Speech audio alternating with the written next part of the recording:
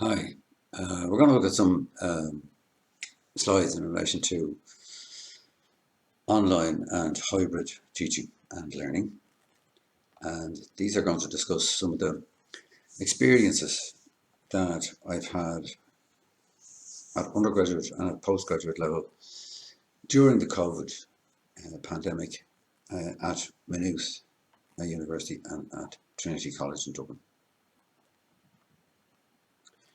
So, one of the things that I found to be really successful in both places was a thing I tend to call preemptive engagement.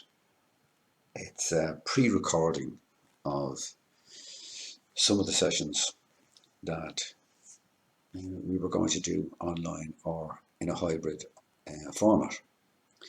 And this was one of the most important success factors, having a pre-recording, something that you'd be going to do in class, maybe about 10, maybe no more than 20 minutes of a PowerPoint presentation. And implementing this as a preemptive, pre-recorded, pre-available program was really useful for students. It was always considered, and I always considered it to be the baseline, the foothills of the subject, which brought people through the foothills of the subject and enabled them to do something different when you got them into the online hybrid situation. So what it tended to do was it tended to equalise remote students and face-to-face learners in the hybrid sessions. That was really, really good. For the online sessions where you were delivering across the words remotely but synchronously, that was always also very, very useful. And it became so successful that it was really, it ended up as being useful and used in all of the different formats, whether it was asynchronous or synchronous, whether it was hybrid or online, or whether it was face to face. So the preemptive piece, you could call it a kind of getting them to do the reading kind of piece, except in a much more interesting way. And the second thing is the live class became for applying and critiquing and extending and improvising, etc. So good way to probably look at it is maybe they won't do the reading, maybe they'll do a little bit of the reading, but this helps that you get what you're trying to achieve with the reading. One of the reasons why you don't get artificial intelligence to do this stuff is because they really want it to be about you. They want you. They want a human being. They want their lecturer. So it because it's relevant, because you're going to be you're the person who is part of the university. You're the person who is part of their setup. They don't. They'll watch a YouTube, but they don't want it. So make it about yourself. Connect with them, entertain them, make it a bit personal. Others may be able to do this better. You'll always find somebody who will be able to do a presentation better than you. But that's not what they're looking for. In all the surveys, it comes out that they're looking for is a human being that they know. Now, try and make there to be a consequence of not doing the watching of the video. And what I mean by that is try and make sure that there's a quiz on the video when you get them back into the class, or when you get them online. Have a quiz about it. Have a summary, have some kind of an activity or an exercise. And this adds to the personalization of the whole thing.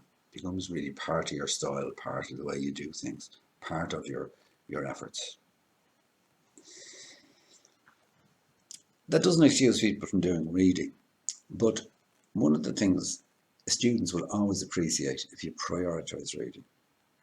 So you could describe your reading as here's 4 pieces. Here's a bit that's required, here's a bit that's recommended, here's a bit that's optional, and here's a bit that's nerdy.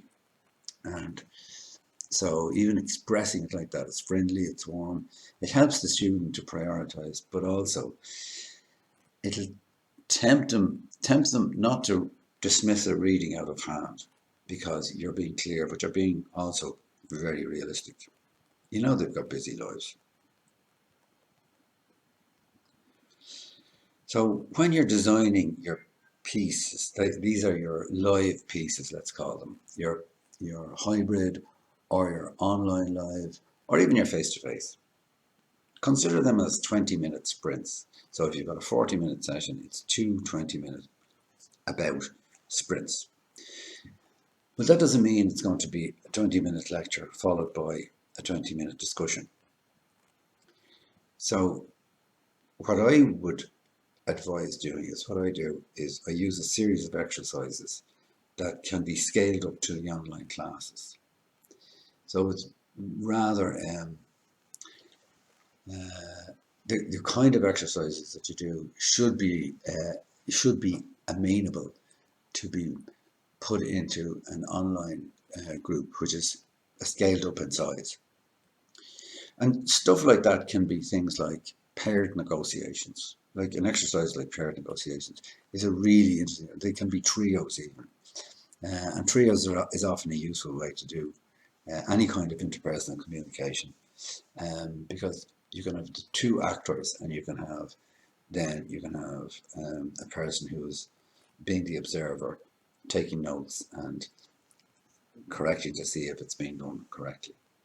So you can obviously have simulations. You can simulate scripted simulations of real life interactions.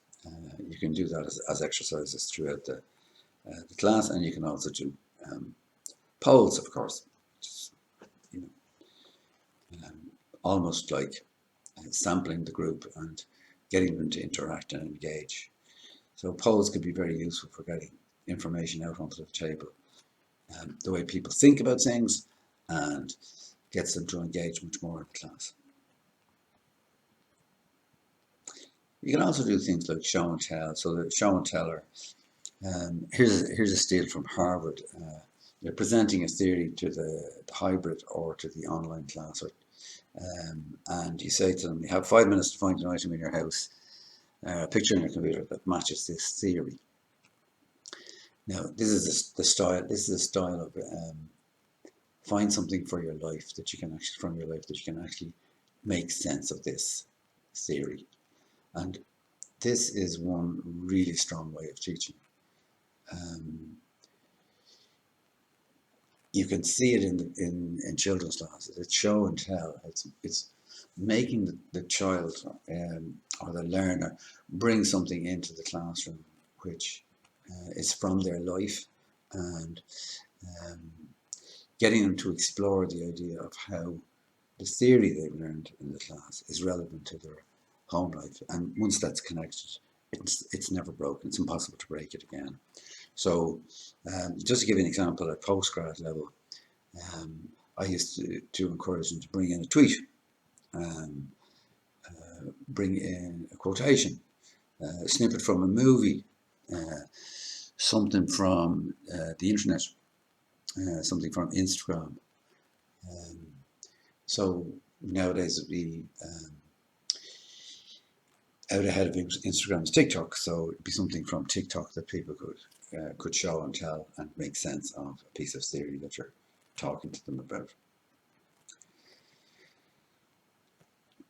Sometimes you get an opportunity to have the expected or the unexpected guest. So the expected guest is you can have somebody with a plan to drop in onto the online session, online or hybrid session. They can drop in to the physical class, or they can actually drop in to the online onto Zoom. The other thing is to engage if a family member comes at the shop. Happened to me last week, where my grandkids came into the room when I was on the Zoom doing a facilitation. So if you're the lecturer in that situation, be warm about it, engage, say hello, and if possible, even chat, um, but take the stress off the person. For me, I made a play of it. It's like, this is great, it's give me a little bit of rest. Maybe they'll take over or something. So it shows that you're human, and there's a nice lightening of the mood in relation to that, and everybody gets permission to be themselves. So all of the platforms that you use allow breaking into teams, and this is obviously a way to do it. But sync, pair, and share is probably a better way than just a quick break into teams. Experiential exercises and role plays obviously can be done.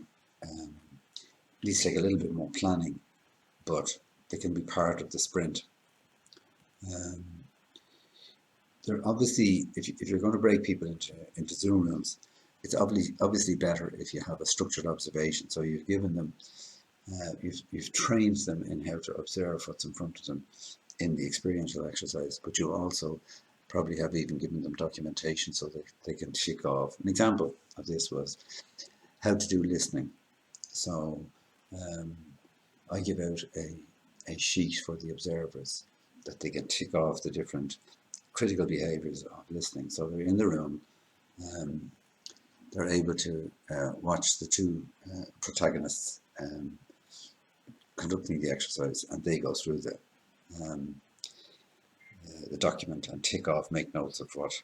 So when they come back, they can report on the same event in a structured way. So in relation to polls, obviously, different ways of doing it. You could do Slido, or you can do the polls in Zoom. Typical questions you ask in polls is really, especially at the start of something, introducing a subject, and then what do you think about it? What are you most concerned about it? Like, you could maybe talking about CVs or cover letters or interviews or something like that. What are you most excited about? So this can be really useful, and the slicker the poll, the better. So the Slido is probably the best in terms of integrating with your with the tools you normally use, and that's one of the better tools. Another thing and probably a final point we've made here is the idea of cognitive load. Now, cognitive load, when you're in a situation like hybrid or online situation, it's a bit different to the classroom. So the classroom has been around for so long, and you've got such a level of comfort with it. With technology breaks. There's an awful lot coming at you.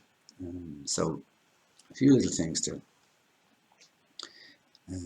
help the cognitive load, so that it doesn't overcome you, and that you're able to deal effectively with things as they happen. So, for example, use a thing called Keep.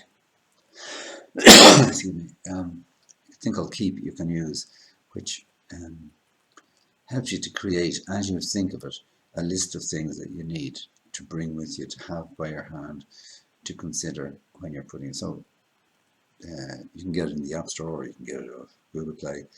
So just any kind of a note-taking device, keep it there that you can see and you can make. So when you get there, so in other words, when you open that Zoom, or when you into that classroom, or you kick off the hybrid, so that you've ticked off all the boxes, that you've got everything that you need for the session. The other thing is, in a session, you quite often have chat. Now, chat can be going on between people, and it can be going on in front of you. People can be doing it to each other, but to everybody. So obviously you won't see the private stuff, but you will see the stuff whereby people are out there. So you may see indicators that it's there. One way I find is useful is to have somebody monitor it, and perhaps when it reaches a certain number of chat messages, that you get flagged with this individual, that you probably need to take a look at it, because there won't be time at the end to look at, or some of these are important um, to deal with, because you're moving. You don't want to move away from the subject. You want to actually make sure you deal with these things and not wait until the end of the class to do it. So that's one thing, and you delegate that to a trusted person. Talk to the student reps about who might be suitable to take on something like that. You know, some of the students who are, especially first class honour students, they, in a class like this, they've got a low cognitive load, and something like this would actually make a difference to them, make it much more interesting for them.